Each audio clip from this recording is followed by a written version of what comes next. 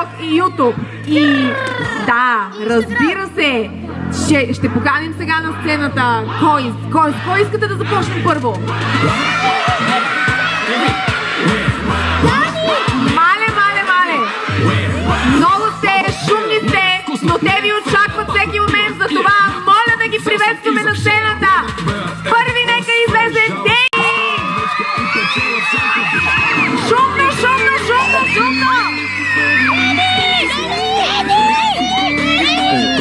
Следващият е Анди!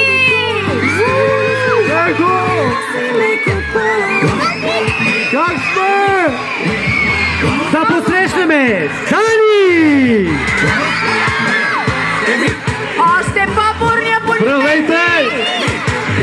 Йоан Петър!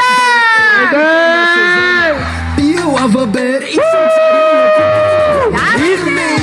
аз за жадно да не спорим. Аре все И за край! няма. Лишо! Айде! Бурни аплодисменти!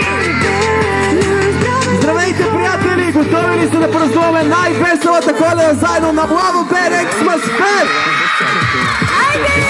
Някой май не е закусвал. Я да чуя на 3. Колкото можете по-силно да викате. 1, 2, 3. Е, така ви искам през цялото време. Я сега видиме кой обича Лава Бер. Ай, всички ръцете горе! Само да знаете, приятели, очакват ви изключително яки игри, изненади и моменти, които ще помните през цялата година! Я сега да видим, ще се снимаме ли? Сигурен съм, че можем да бъдем по-шумни. Ще се снимаме ли? Добре, сега. Дайте да направим на 3-2-1 да дигнем София във въздуха. Родителите могат да си запушат ушите, ако решат. Готови ли сме да бъдем много шумни на 3-2-1? Чудесно! Дайте тогава да го правиме. Готови? 3, 2, 1!